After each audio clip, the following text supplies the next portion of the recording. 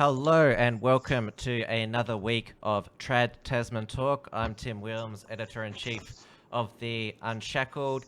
It is just past 6 p.m. here in lockdown Melbourne. And it is just past 8 p.m. here in semi-halfway lockdown Auckland. How's the song go? You're halfway there out of lockdown. So yes, I'm officially in level 2.5, and I mentioned this. I'm not sure if it was during the show or before or after that I just mentioned it to you, where I said I was going into 2.5, and you were a little bit confused. And but yeah, the next day, Jacinda Ardern indeed announced that we were going into level 2.5. So I predicted the number, the fraction correctly, and 2.5 is a new thing that she has made up, obviously. But basically, it's kind of like level 2, except there are no gatherings allowed of groups greater than 10 people. With the kind of exception, I suppose, being if you're running a club or a bar or a cinema or something, then you're allowed to have 100 people. But usually the exception seems to be sort of groups of 10 or so. It's it's a little bit vague, kind of on purpose. But a proper level 2 is a limit of 100, and the level 2.5 is limits of 10. Not sure how that multiplication works out. Okay. I'm not sure if you could get to a level 2.2 or a 2.7. I'm not sure if we can divide it up that way. And obviously, compulsory face masks on public transport have been added to the level 2 as well. That's through the entire nation. So we're on level 2.5 here in Auckland for the next at least 2 weeks, essentially. And the rest of the country is on their level 2 as well. So if you're as far away from Auckland as you could get, somewhere down the bottom of the South Island, or you're living on Stewart Island, you're technically in level 2 restrictions as well. Now we're back on the Unshackled YouTube channel this week, streaming there as we normally do. But we are once again, and will be for the foreseeable future, receiving audience participation, questions and super chats via Entropy, which we used last week when the show was streaming to the Wilmsfront channel, because the Unshackled channel got a strike last week because of an 18-month-old video interview that YouTube decided that it didn't like anymore and decided to delete it for hate speech. So the complete Unshackled channel has now been demonetized, or as I often mispronounce demonetized as demonized. It's basically both. Right. Yeah. And you're not sure if you're going to get that back, but for now, I'm just trying to get the link into the Right Minds chat. So if you're in the Right Minds chat on the Right Minds NZ channel, or if you've come through from the bfd.co.nz, I have put the Entropy link in the chat there. And if you want to send super chats, ask questions, you can get them through there. And it sort of basically works the same way that it works on YouTube, but it all doesn't go through Google. So that's at least the upside of it. And you can ask specific questions there too. We will keep an eye on that through the show. If there's anything you want us to talk about, drop it in there. And we will try and do 15 minutes of Q&A at the end, as always. So save your questions for the end. We will try and catch them if you drop them in earlier, though, but no guarantee. And of course, priority to the super chats, as always, and because we can't promise to get through all of the questions. And as you may have gathered from the name of the show, of course, there's a little bit of the Auckland changes that I've already detailed, but the real main topic here is the wonderful things going on in Melbourne that I think most people have seen here in New Zealand, either on the news or on their social media feeds.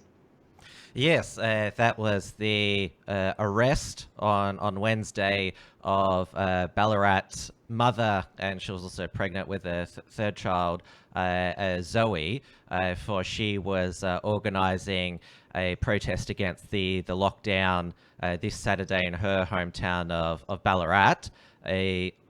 public gatherings of all sorts are banned throughout Victoria. Under the stage 4 lockdown in Melbourne, you only get 1 hour of exercise. You're only allowed to exercise with one other person. Only one person is allowed to go shopping from your household per day. There's the 8 p.m. curfew, the compulsory face masks whenever you leave the house. And you've also got to have your permitted worker papers with you at all times. And if you have a medical exemption from wearing a mask, it's suggested that you wear a badge. So people know that. We did suggest badges last week. I'm glad they've adopted that in Melbourne now. It's good to hear. You've got more freedoms in Wuhan, I think, at this point. You'd rather go swim in the wave pool in Wuhan at the moment than live in Melbourne. Yes, so 5 people in total over the past week have been arrested for inciting people to breach the Chief Health Officer's directions under the state of emergency under the Public Health and Wellbeing Act 2008, which Daniel Andrews was able to pass through the Parliament a one-off 6-month extension to declaring that state of emergency. As predicted as well. So he can hypothetically keep us locked down for longer. We don't know. The current stage 4 lockdown is due to expire 11:59 p.m. September the 13th, but we don't know if we'll get any more freedom on the Monday, September 14th. Daniel Andrews has said on Sunday, the 6th, he will announce Victoria's roadmap out of restrictions, which he said will be slow, steady, sustainable, COVID safe. So he says that the current lockdown, there's no other alternative if we opened up today, because we're getting just below, on average, 100 cases. It was 81 today, though we did have more tests, 25,000 tests. That was up the day before, 113. On Wednesday, it was 90. It was 70 on Tuesday and 73 on Monday. So it's hovering just below the 100 on average, but that's not good enough to reopen. That's what the Chief Health Officer, Dr. Brett Sutton, has said. And Daniel Andrews has said if we opened up today, cases would explode. They'd be in the thousands. Our health system would be overwhelmed, even though, well, at the maximum that our hospitalizations got was 650 and ICU patients 50. I wouldn't call being that overwhelmed. But no, and people who have been keeping an eye on the numbers elsewhere as well would know that in Europe, the case numbers are going up as well, but the hospitalization rate is still coming down. So the health system is not being overwhelmed. The treatments are working, and on the whole, the supposed apocalypse of the hospitals not being able to treat people is not eventuated, and obviously in Melbourne it never has, and in New Zealand it never has. So the claims that the health system would be overwhelmed is simply not true. But according to Daniel Andrews, and he's the Premier who's got his absolute power for another 6 months, said there is that's what it's about. No other way. So no other way. Yeah, and of course Sunday, well, it was going to be Father's Day, but Father's Day in Victoria is pretty much cancelled. You can't see your father if you don't live with them. You can see Father Dan. And it was obviously Sunday is the day after the planned protests on the Saturday, the Freedom Day, which the remaining organisers who haven't been charged with incitement and had all their electronic devices, phones, laptops, computers confiscated, bailed, and facing fines of up to 20,000. They've decided to cancel. All these so-called organisers, they're all disparate groups.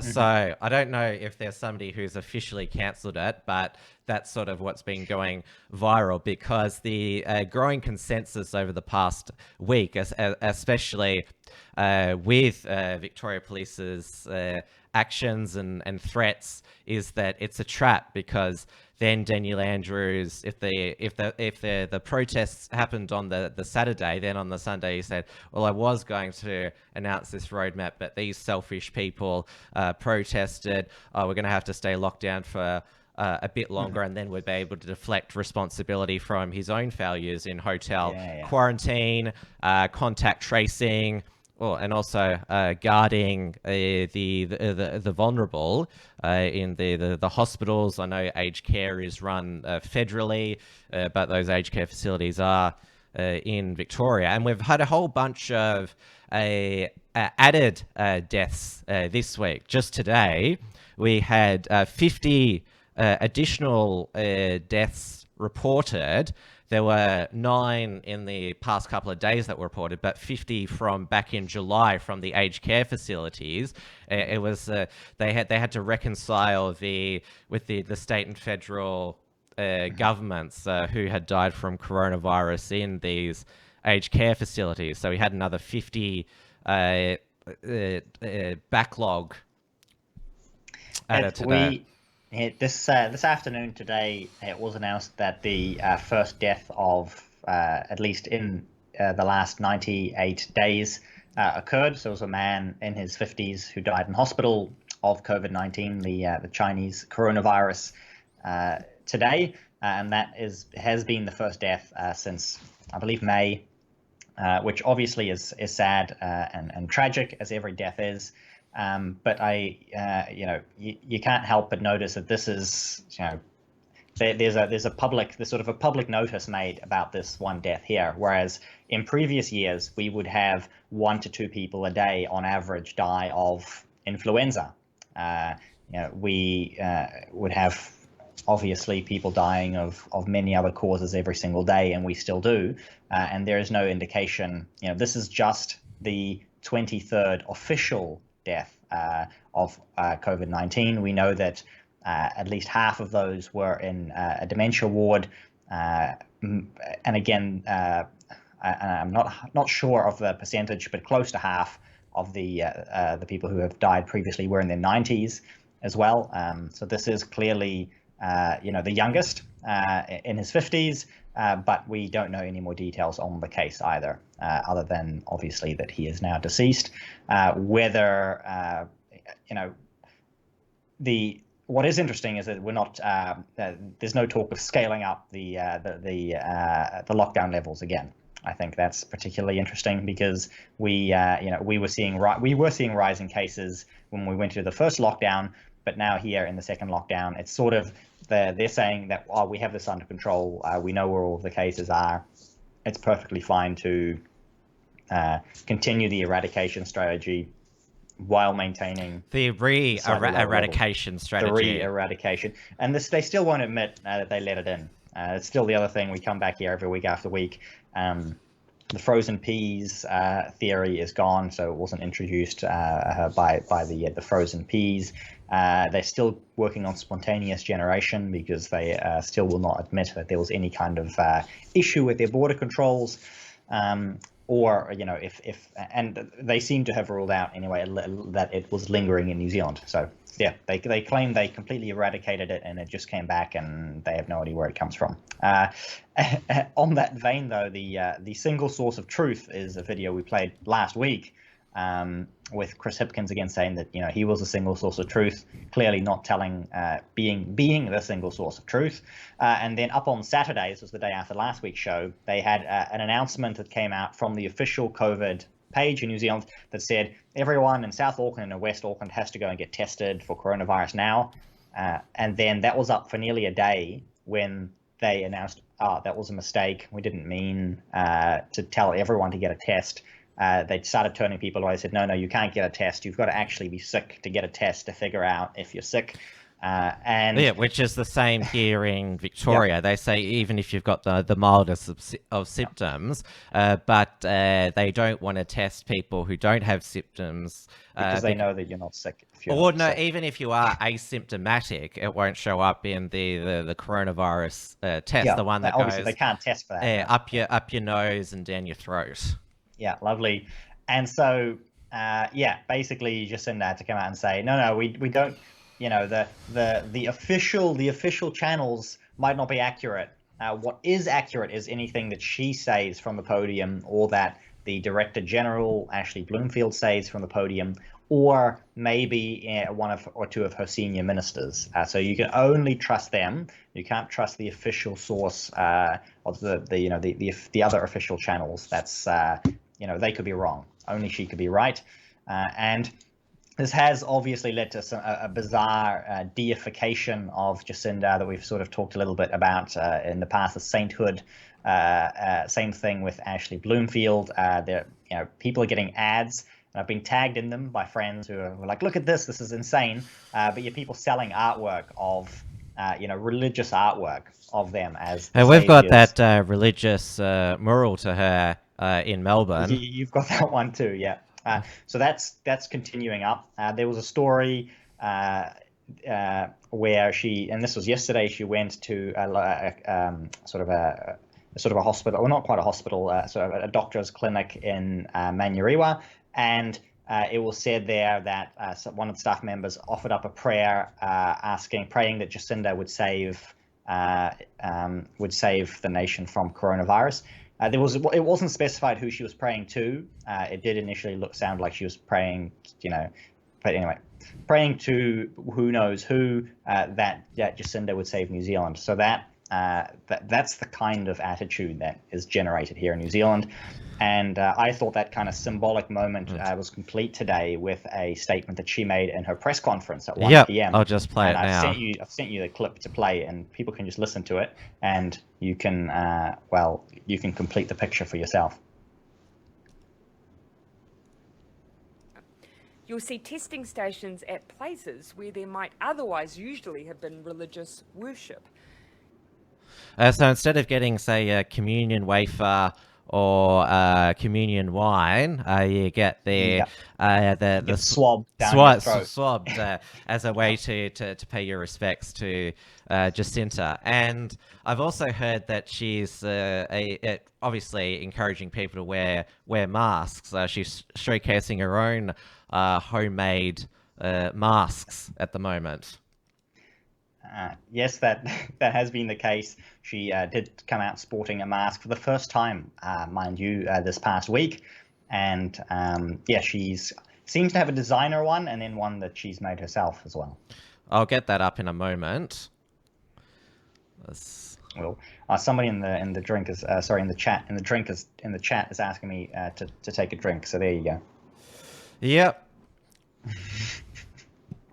And need a few extra swigs during this show. That certainly is the case. I think I've got it now. Here we go. Here, this is she did a whole video here, and this is her homemade mask. There, it looks like she's wearing a pair of knickers on her face, and there's her doing trying to communicate with her eyes. Yeah, as obviously can be difficult when with a sort of muzzle-looking device.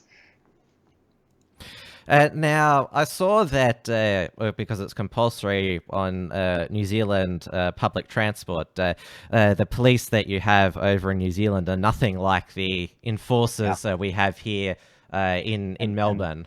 And that is the biggest difference. Talking about people being raided in Melbourne, the approach from the police in New Zealand is still peacefully and serenely different to what you are experiencing over there.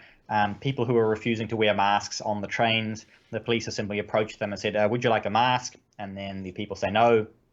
The mask objectors will say, no, I don't want a mask. And the police will say, okay, have a nice day. And the police will leave. Yeah. One guy in Christchurch sat on the bus stop as a protest. He basically blocked a bus, and he sat there, and I believe for about 40 minutes, basically saying, "I'm not leaving unless you fine me for not wearing a mask.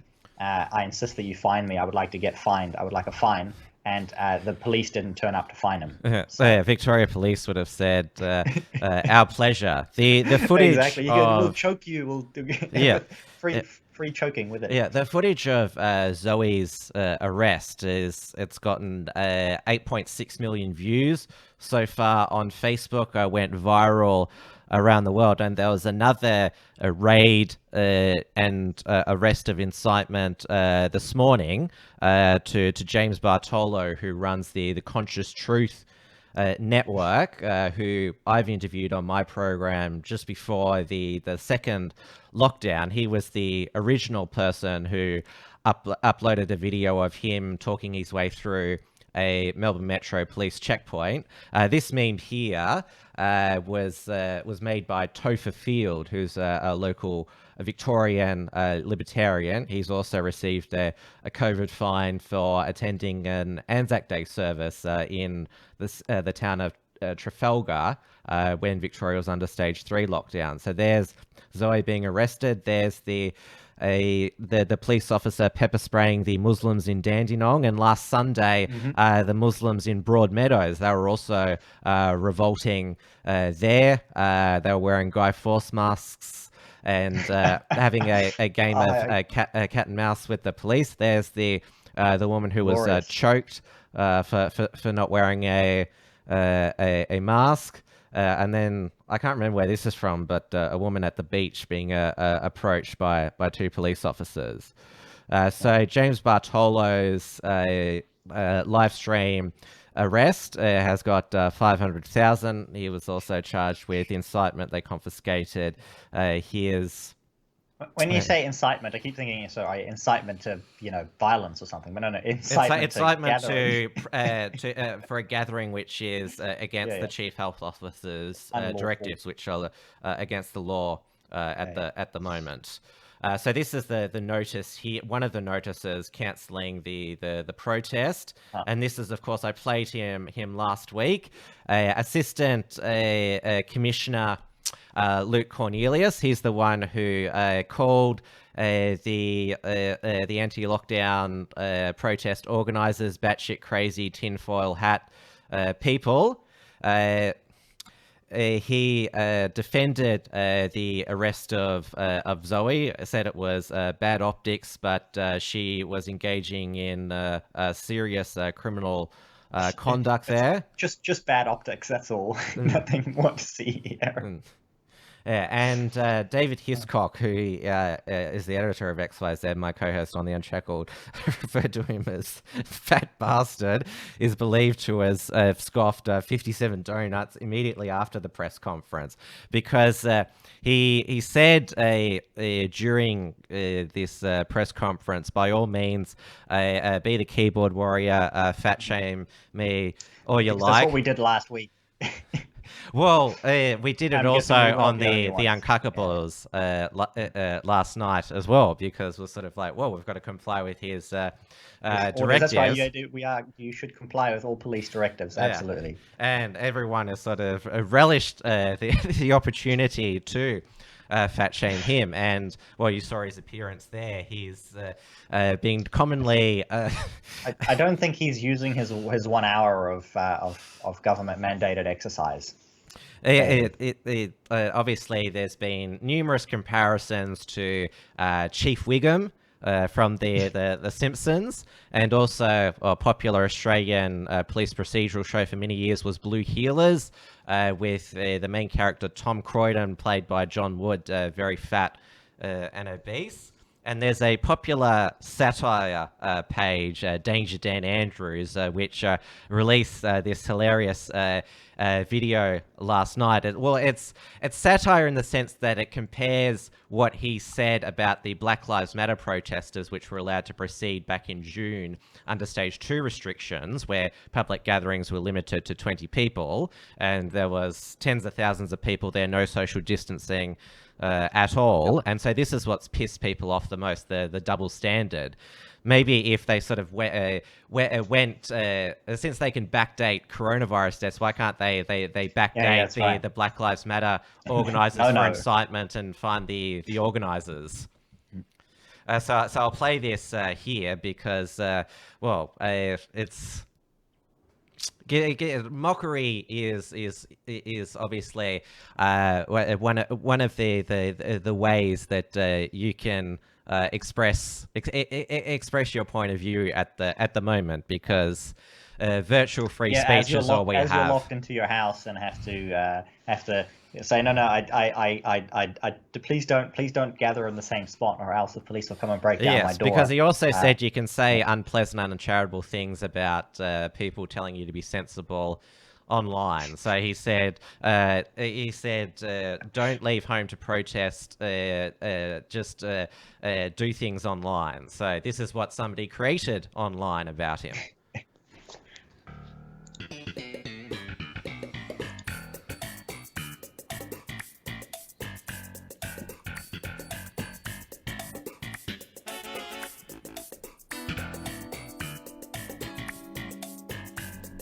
Staying at home and not leaving home to protest is the best way to ensure that we can recover our lives, recover our jobs, and recover some sense of normality.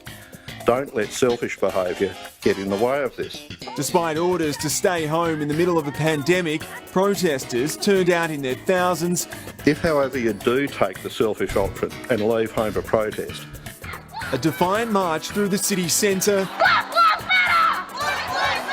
Be assured we'll be ready for you. We'll be ready for you. Well, I know what I'm getting. Some donuts. So there you go there. Yeah.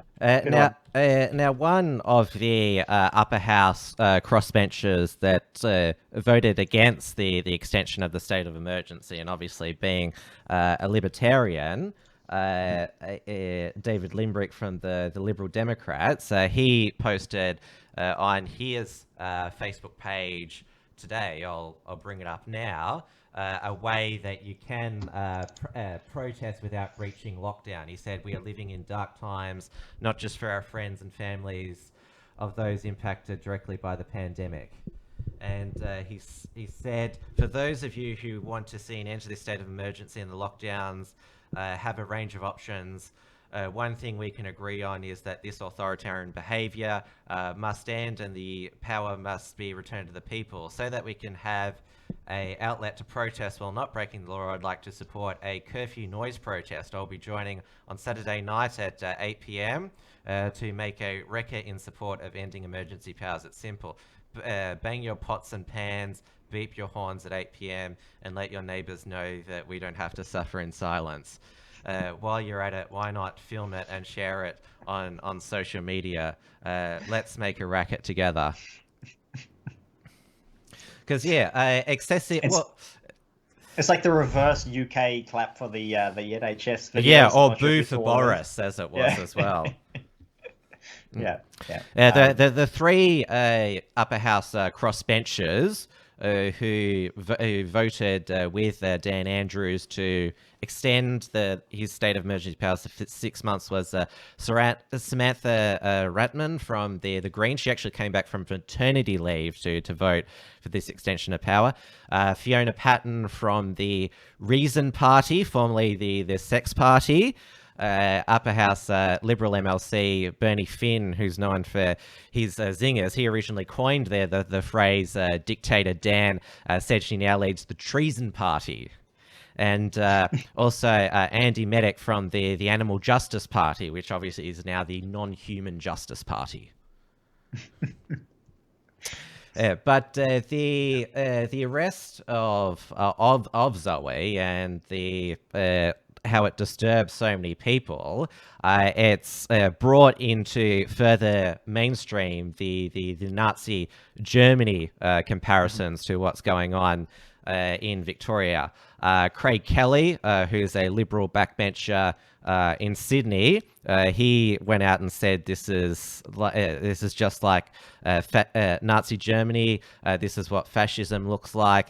And Gideon Rosner from the Institute of Public Affairs, who are organising legal counsel for Zoe. He himself is he's a secular Jew, but obviously Jewish ethnicity as well. Has now made the step to compare what's happening in Victoria to Nazi Germany, and we all know the fallacy that you shouldn't jump to Nazi comparisons lightly. But what people are seeing, it's sending a chill down their spine, and this is what the Australian editorial they published today. Which is, of course, the national broadsheet. All the hallmarks of a police state. COVID has brought an incremental erosion of civil liberties, and suddenly Victorians are living in a dystopian nightmare. And this is a cartoon by Johannes Leek, who's the son of the late cartoonist Bill Leek, where it has Scott Morrison and Josh Frydenberg arrested by Victoria Police for incitement because they're proposing the nation get back to work and see businesses reopen. Yeah. And like I said earlier, is you have more freedoms in China than you do in... We can, as I just played that video, you can you can criticize the government, yeah, but you just have to do it online. If you do it online, you can go to a pool party in Wuhan, but you can't criticize the government. No, yeah, you're right. Although I probably would rather go to a pool party than criticize the government at this point. You know, the Chinese might think that's a fair trade. That would actually be a good poll question. Yeah, that's right. It's a good poll for tonight. Would you rather criticize the government, or would you rather go to a pool party? There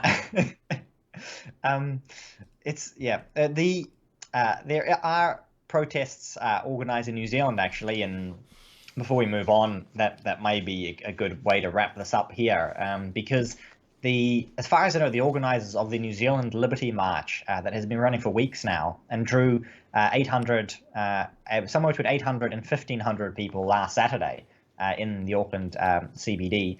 There was no, the police presence was entirely to essentially facilitate their march. And social distancing.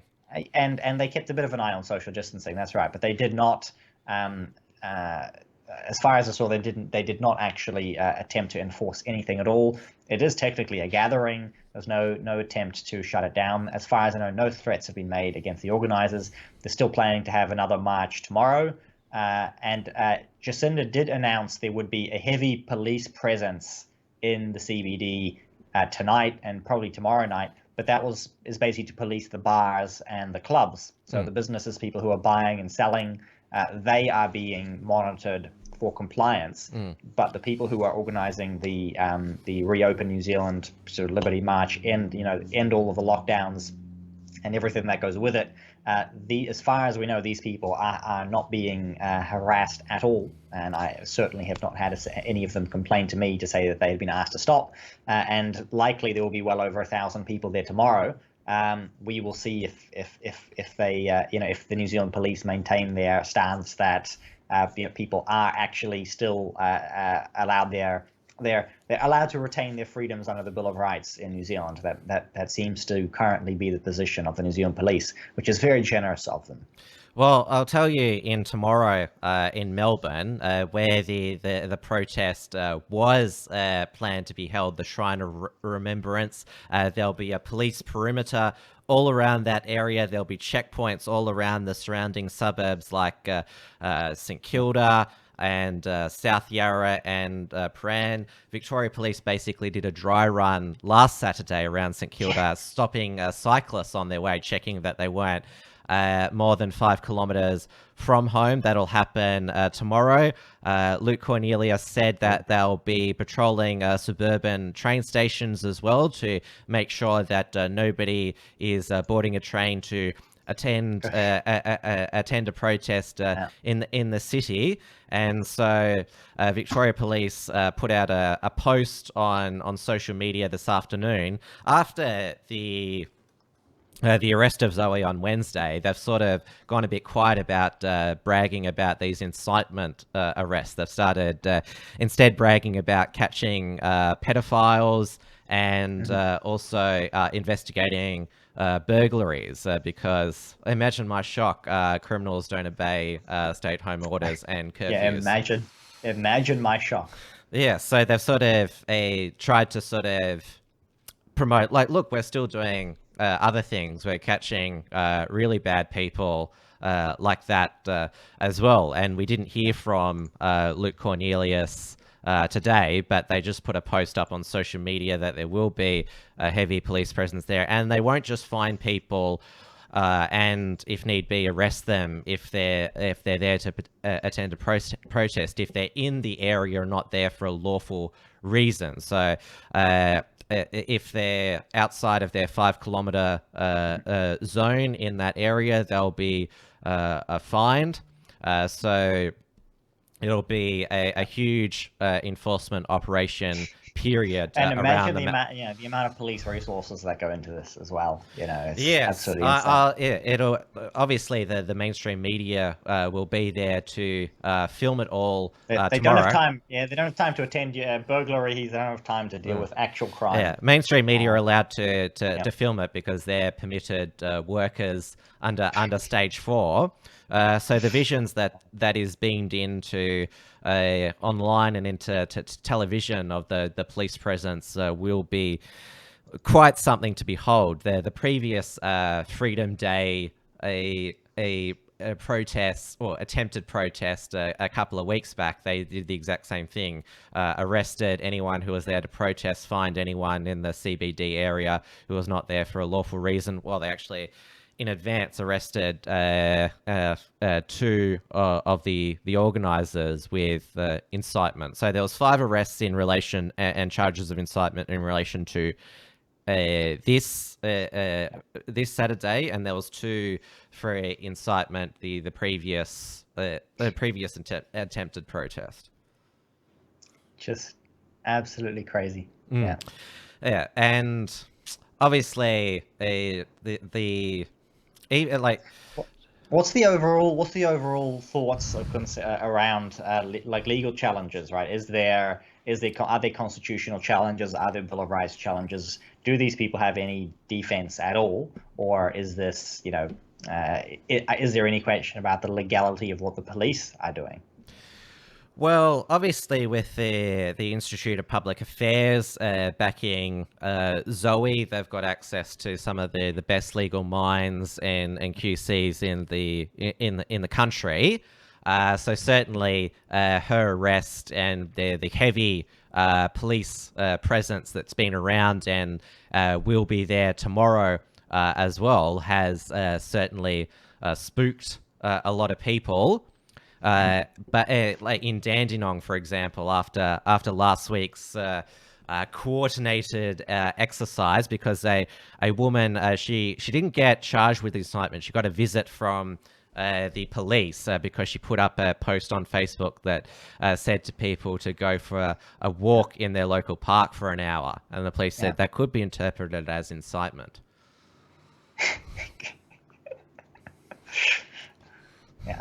Yeah, but I'll go through some of the.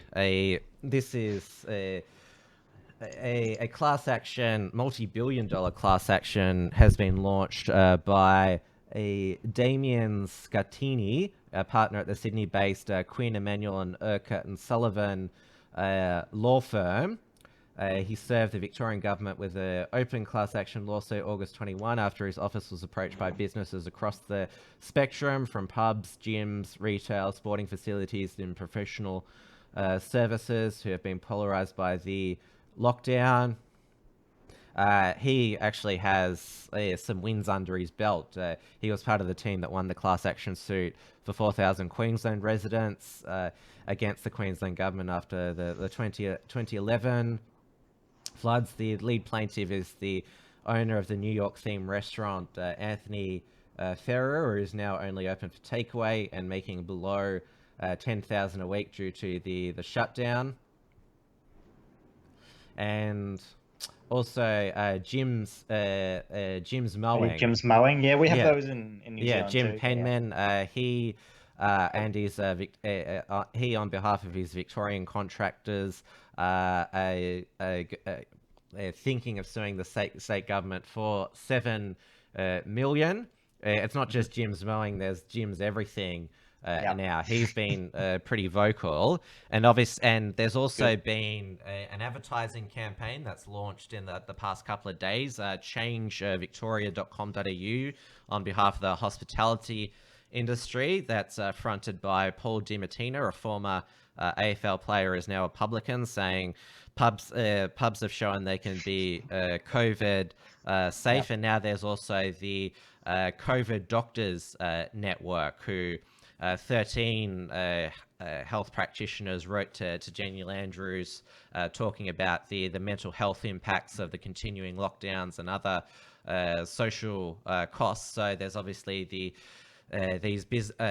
class actions on behalf of business, which a lot of resources can be put behind, and then you have these qualified, licensed doctors expressing concerns about a continued lockdown, which a leaked roadmap appeared in the Herald Sun yesterday, which said that Melbourne would still be under stage 4 lockdown, including the curfew, for another 2 weeks after September 13th. I'll believe that. Here in New Zealand, we like to get sort of 1 to 2 week extensions every time. It's always just 1 more week. It's always just 1 more week. Yeah, or 2. you got another week of 2.5 announced today. Yeah, exactly.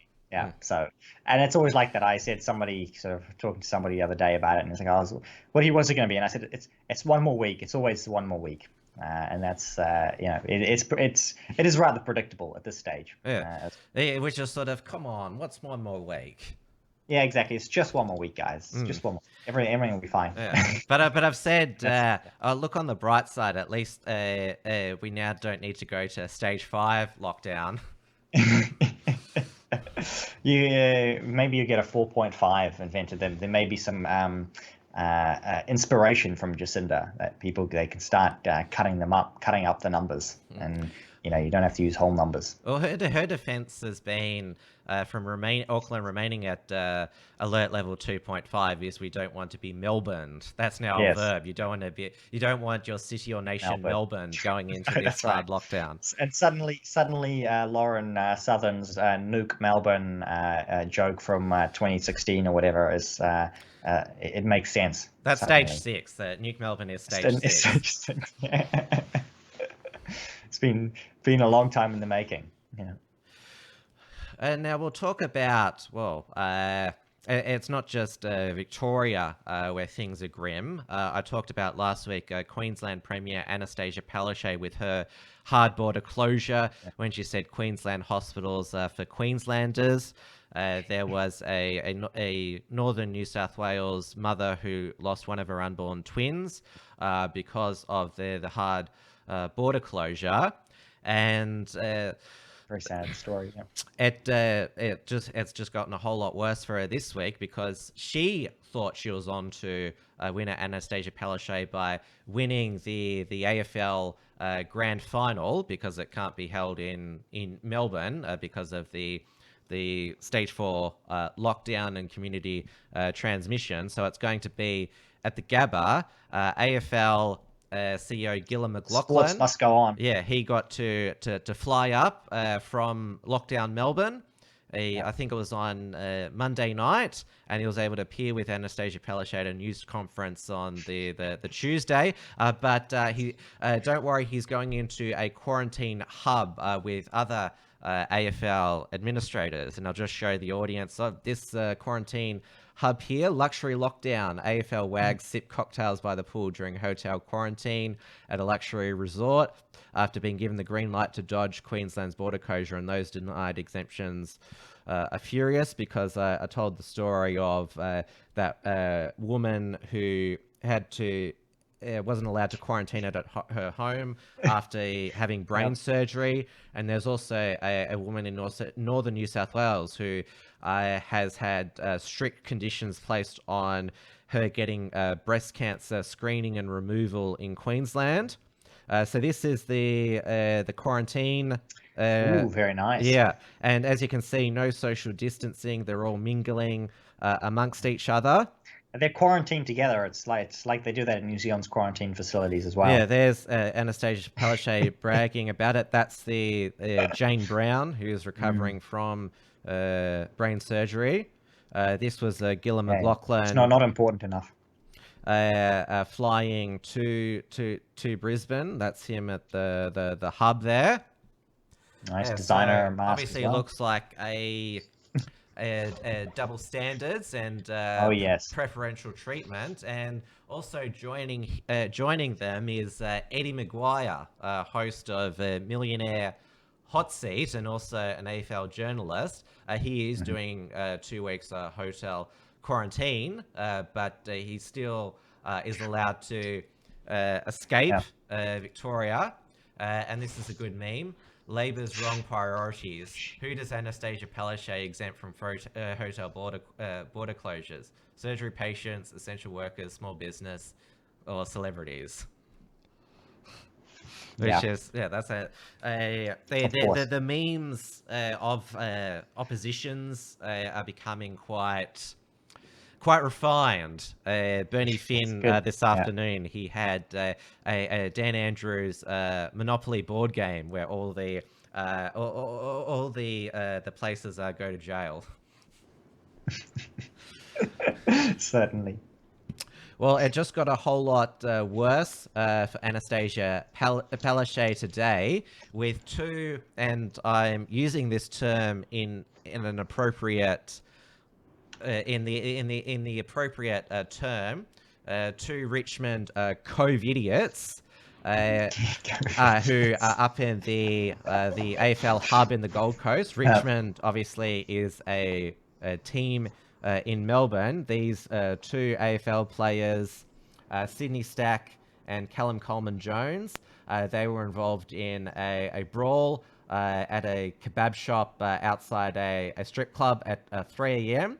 The Tigers have been fined $100,000, including $25,000 suspended from a previous breach. And this all sounds very Australian. Yeah, Stock and Coleman suspended for 10 AFL matches. The 2 players will have to pay the $75,000 fine, so they're paying a $37,500 each, and there could be obviously criminal charges pressed by Queensland police for that. That's the CCTV footage there. And Anastasia Palaszczuk said AFL players caught breaking COVID rules should be sent home. Well, don't you have the authority to revoke their entry permit? Queensland won't tolerate it. I know the AFL takes these issues seriously and will take appropriate action. So they're being banished now from Queensland by the AFL, sent home to stage 4 lockdown Melbourne, and so they'll obviously have to abide by the curfew, the 1 hour of exercise, shopping, and wear masks when they get get home to Melbourne. So they are literally going to being sent to a form of prison. Good. Hold on. Oh, I just dropped something, and we are in the last 15 minutes, and I do promise that we'll take some questions as we get into the final bits. But somebody in the chat has asked why we're not wearing our masks like the there you go, like they do on the news in New Zealand. I don't know if they do that in Australia. But with the face covering mandate in Victoria, live broadcasters are exempt from wearing their masks on the air. Right. Well, in New Zealand they do it for fun. So there you go. Who asked that? Though I do notice, Crypto Shark asked that. So there you go. Though I do notice that the journos at Dan Andrews' daily press conference, they ask the questions with their masks still on, because I don't know. Maybe they're just so scared, terrified of just taking it off to speak in front of Dan Andrews and the chief health officer that they just want to keep it on. Sure, yeah. And I've just put the entropy link back in the chat as well. Yes, so have I. To leave super chat, and now's your chance for the final bits of the show. We'll talk a little bit of economic stuff in between some questions, and that's it.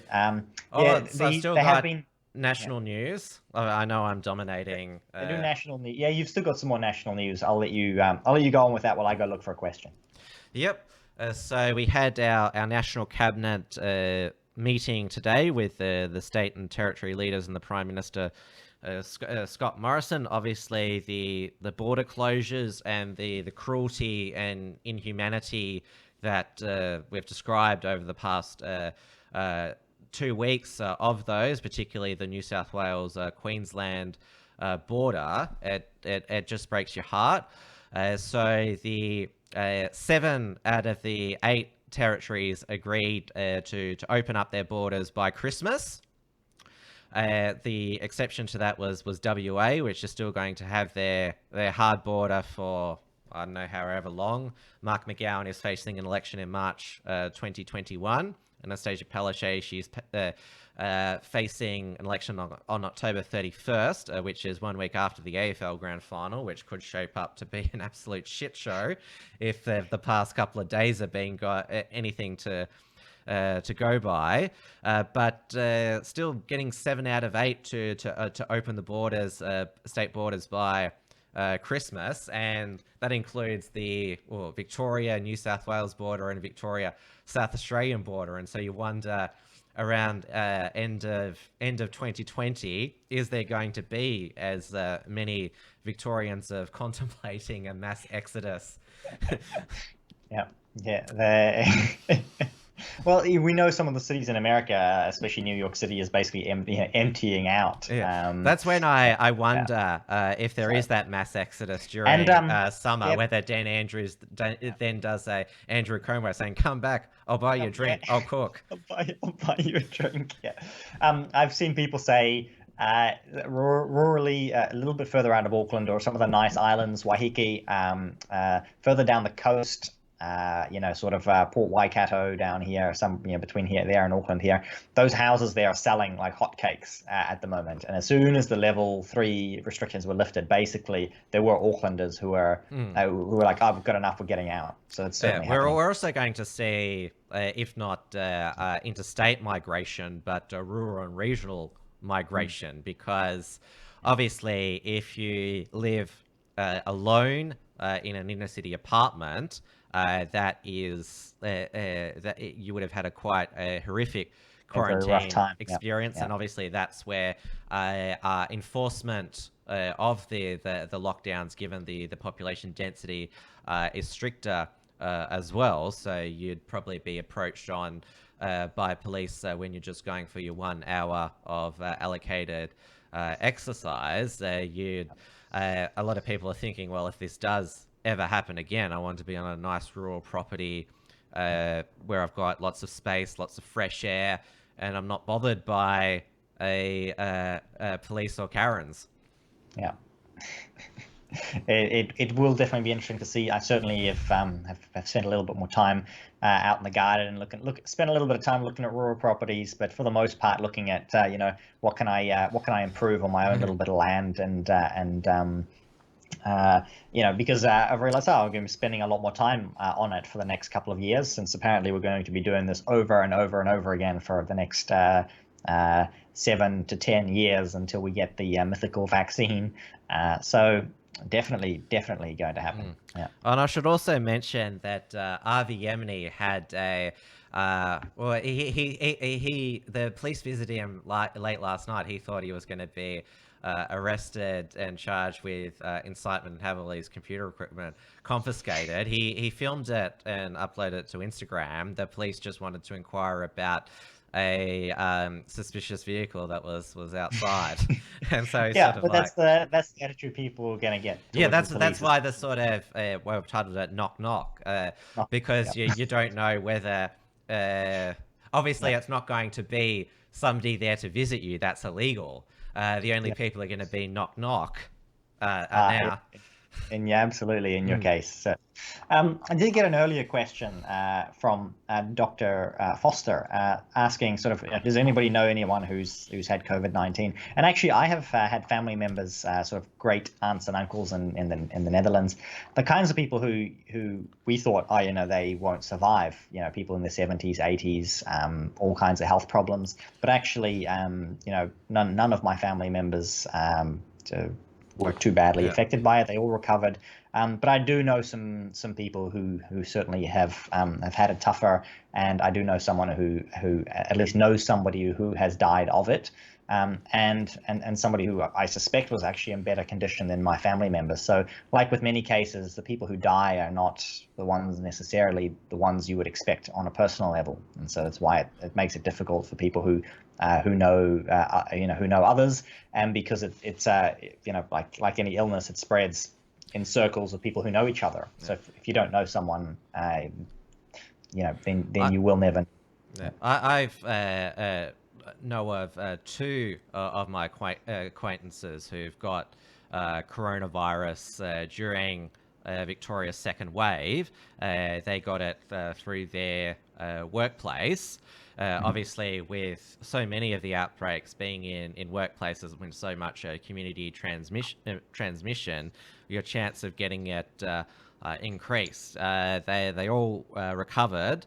Though one of the acquaintances, his wife had to go to a hospital because she had trouble breathing. So contrary to what people think of us, we're not virus deniers. It can affect people greatly. It is worse than the flu, but the flu itself is still pretty bad, and I know that myself because I had the flu last year, the proper flu, and it was absolutely horrible. I was bedridden for 2 weeks. I was delirious with fever. It was shocking. Yeah.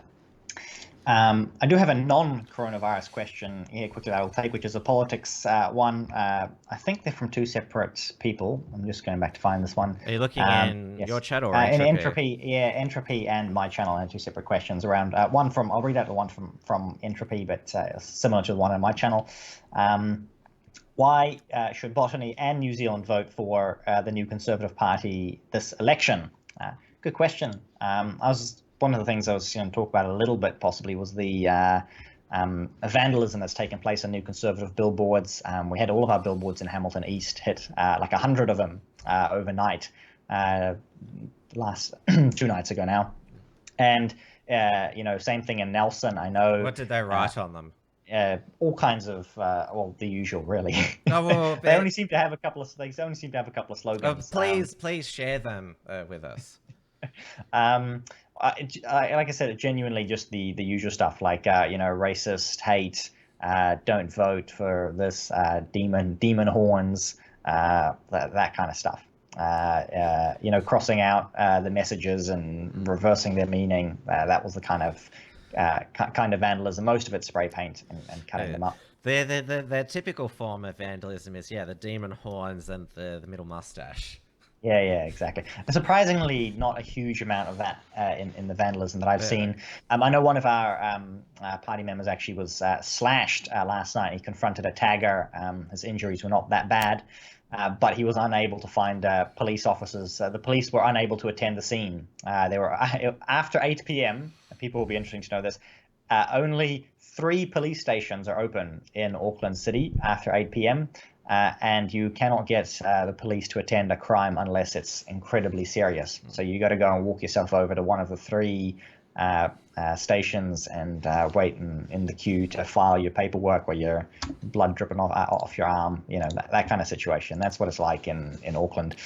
He is otherwise okay though. I believe he's done well. Didn't have to go to hospital and did get proper ID on the perpetrator. That's the kind of stuff that we're dealing with. But the big thing why I'm running for New Conservative especially is it is the only values-based party in New Zealand. It's the only party that's speaking up for the rights of the unborn. It's the only party that's is promising to deliver changes and more around the traditional family and traditional values. and an actual conservative vision for New Zealand. That's the big deal. That's the big deal. That's what you will get, that you will not get from any other party in New Zealand. Can I just run past you? Go for it. Forgive me for being crass in advance, but did you hear about the Canadian Chief Public Health Officer talking about COVID-safe sex to wear a mask? And she said that the safest form of COVID-safe sex is self-sex.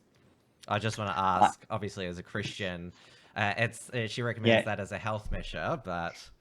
No, absolutely. I actually had this discussion with someone about this. Was the impersonalization of everything, and especially that, which was the case of, no, you can't interact with people, but what you can do is perform these impersonal actions, and even if you are doing that with other people, that's what they recommend. They are deeply impersonal actions, not just from a Christian perspective, but especially from a Christian perspective. That is incredibly offensive and sinful. And that follows the Wisconsin, one of the health departments, who said that if you're having sex with your partner, you should consider positions which you're not facing each other. And exactly, and that's on the same vein as that. Which obviously, and that is something that they run. Not that I want to dig too deeply into that subject, but that's certainly the sort of.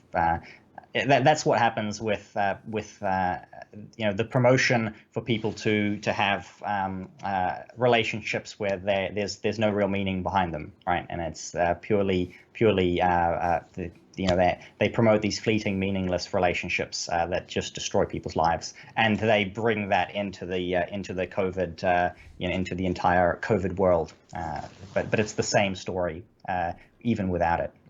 We are into overtime, but obviously there's a lot. Time, the hour always goes so quickly. Yeah, but obviously with what's happening in Melbourne, there's a lot I need to inform you and our respective audiences of, given that we are a world famous city now for our new police state. Although Daniel Andrews said that nobody takes pleasure in enforcing such rules. I think if people watch the live videos, they'll get a very different story. Tony Abbott has managed to escape Australia, because I also should have pointed out that Australia's a international travel ban has been extended under the Human Biosecurity Act. It's been in place since March 18th. It will be in place until 17th of December 2020. So there are currently 4 determinations under Section 477 of the Biosecurity Act, which are in place to protect Australians during COVID-19 pandemic, including restrictions on the entry of cruise ships into Australia, protections for the supply and sale of certain essential goods, restrictions on overseas travel, restrictions on retail stores at international airports. So we're still obviously Australia is very, very big, but we're still grounded as a nation until at least December 17th. We're one of the few nations with a full travel ban for its citizens. There are exemptions, but not many other countries have this. And yeah, you've got no trouble. You've got planes flying overhead all the time here in New Zealand. No trouble people getting in and out from all parts of the world, where you would be surprised. Well, there's still Australians who are stranded overseas because they put caps on international arrivals because they don't want another hotel quarantine breach wave that has happened in Victoria. And there are reports that some flight airlines are price gouging. But going back to Tony Abbott, he has been, looks like he might be offered a position with the UK government as a trade envoy, and Kay Burley, who is this hysterical, triggered, shrill feminist on Sky News UK, asked I think it was the health secretary, Matt Hancock, said Tony Abbott's a misogynist and a homophobe, and he didn't dispute it. He walked right into it and said, yeah, but he knows about trade. Which he did negotiate several free trade agreements when he was Prime Minister. And so then she said, oh, what? So does these trade negotiations balance out the other? And so basically Matt Hancock, he didn't like refute what she said about Tony Abbott, which is completely fake. Fake news. And for a bit of context, Kay Burley is the newsreader who banned Lauren Southern from Sky News when she was talking about the migrant crisis, saying I could hop from European country to country by putting some bronzer on, and she was like, no. That's what she does when she hears something a guest doesn't like. She's like, no. And so Tony Abbott's sister, Christine Forster, who is a lesbian, but obviously they were in opposing sides during the same-sex marriage postal survey, but they're still family. She supported his ultimately failed re-election bid for Ringa. She said it's nothing short of dishonesty for commentators and politicians who do not know Tony to label him a homophobe and a misogynist for the purpose of scoring cheap political points. As a woman who has always been part of his life, who came out to him as gay in my early 40s, I know incontrovertibly that Tony is neither of those things. In reality, he is a man of great conviction and intellect, an unabashed conservative, and with great compassion, respect for others, and an indelible sense of what is right. These qualities he has demonstrated time and again in his public life, and since evidenced by his ongoing commitment to the Rural Fire Service during last summer's devastating East Coast bushfires. Tony will be an outstanding trade envoy for the UK based on his track record as Prime Minister of delivering our 3 long-awaited and important trade agreements with Japan, China, and South Korea. Well, the China free trade agreement now is looking a bit shaky. Just what we need, most important thing right now, and make sure we get that free trade deal with China. Obviously, people pay attention to these journalists and these commentators who, that's how they make their money from destroying people, and they don't actually care about the truth. So there's no point writing a lengthy letter to them explaining the truth because they don't care. So I think if since we're so well into overtime, we have a super chat which I will take, and it's probably the last thing we'll get through unless Tim has got an urgent item. We've just got the good news that we were planning to finish off with. We'll do that. So I'll take the super chat first, then from Clarky. She's always super chat on every show. Thank you. $10 Australian. NZ Police facial recognition proposition, and yes, that was something I just didn't have time to get around to this week, but it sort of fits in with the theme that we're on around the police state. New Zealand police, spent $9 million on a facial recognition system. A lot of the information around that is slowly leaking out to light. Of course, what the police are always after is more powers for themselves. And I just told the story of the man last night who couldn't get the police to turn up to an assault and vandalism crime that had just happened. They don't have the resources to attend that, but they certainly do have the resources to expand their spying powers, because those things are easy to do. That the actually dealing with crime is too hard. It's too hard. Facial recognition system, that's easy, and that's why that's what they will always go for. How is the QR code check-ins going in the? I've never seen one. I've never seen one used. People don't use them. At least not in South Auckland. They don't get used. Yeah. Which is, I've spoken about. But with who knows? With the face masks, the facial recognition doesn't work. Maybe everybody will be wearing face masks, and the facial recognition money will be wasted. But it's likely, again, the face masks are not practical. It's another issue. People will wear them under sort of social conditioning and threat to a certain degree. But I'm seeing maybe at best 50% uptake in New Zealand, and probably lower in most parts of South Auckland. Well, you've heard from me the biggest flop here in Australia of 2020 is the COVID safe app, which hasn't been mentioned for months, and I don't think it's hardly traced any cases. They talk about downloads in New Zealand here.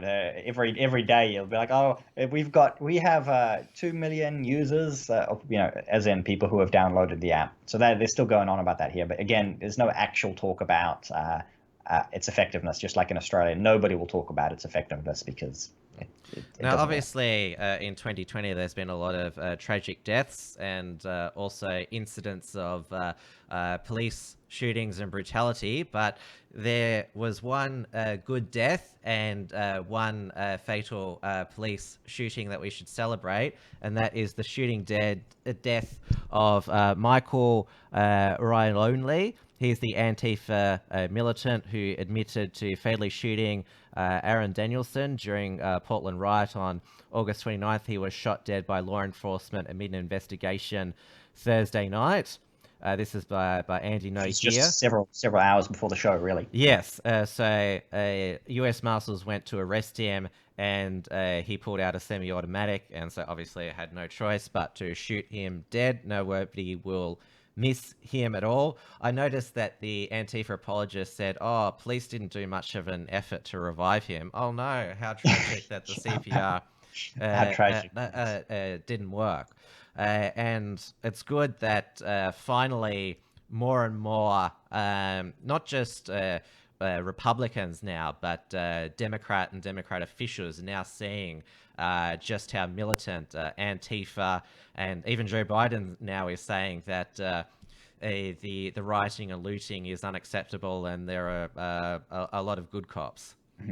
And it's because they're seeing that this is the stuff that will lead to a landslide victory for Trump in November. And I think a lot of people were doubting whether Trump would be able to pull it off, but I think Antifa has done it for him, and he's in a brilliant position to win the election. And New Zealand election, on the other hand, which will be held just before then, if it still goes ahead, does still look to be a romp home for Jacinda without any trouble. That appears to be the reality of the situation. But perhaps the bittersweet result will be that we may get disappointment, but the month after. Yeah. If anyone can crush her, it's Judith Crusher Collins. Yeah, that's right. But we'll see. I think the events are stacked against her, and I do think at least it looks like Jacinda will get home no trouble. But we do have another election to look forward to the month after that may have a more happy result for us. So, but we will see. We'll be around to cover both of those. Yeah. Another good news story of the day was Bettina Arndt will keep her Order of Australia. She caused widespread offence when she defended a Queensland police officer when investigating the murder-suicide. A father, Rowan Baxter, set his wife and 3 children on fire while stabbed himself in a car. She tweeted that it was right for the investigators to keep an open mind to see if he'd been driven too far. This led to a campaign to have an Order of Australia stripped. The Australia Day Council has said honours will not be stripped from recipients unless the awardee has had a criminal conviction, which Bettina Arndt has. It also says here Mike Carlton. He is, for context, an angry ex-left-wing shock jock who says quite profane things on Twitter, but he still has an accomplished career in journalism. And 2 people who didn't get cancelled this week, so that's and obviously Mike Carlton, I've seen him in action on Twitter. He spews vitriol and venom all the time. But if I'm going to argue for Bettina Arndt to keep her Order of Australia, I'm also going to argue that Mike Carlton should keep his Order of Australia. Even though he's an angry, old, bitter, abusive man now, he's still achieved a lot in journalism. So there's one more question in Entropy. I'm not sure if you want to. I'll have a quick look.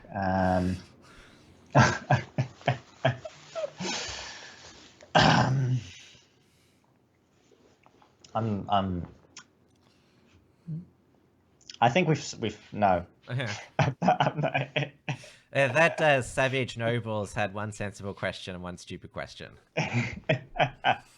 I think we have actually had a question like that before that we've tackled, but it is nearly 20 past 9, and we'll we're wrap going it to up. call it quits, guys. Sorry, come Yeah. back next week. Thank you, everyone, for watching tonight. We'll be back again. Will we be back again next week? Because you're back in Yes, I campaign do. mode now. I'm back kind of in campaign mode, but we're still so heavily restricted that nobody's planning meetings, and so we're back next Friday. Because yes, a bit of campaigning can be done, but without meetings being able to be done, it means I can just shuffle my agenda around and we keep doing the show. And I'll finish off by saying to all my fellow Victorians, stay safe, stay inside. Hopefully you don't get any knocks at the door. Stay safe, stay free, and see you all next week. See ya. Good night.